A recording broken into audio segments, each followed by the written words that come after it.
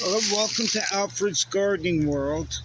It's around almost 100 degrees in August, and I'm doing this to how to identify or find your garden equipment. As you know, I have yellow tape.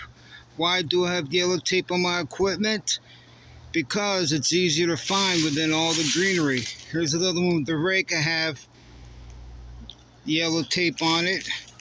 Also, my water container has yellow tape in case I can't find it because of all the greenery. And another one here, my garden shears. Where are they? There they are, because of the yellow tape.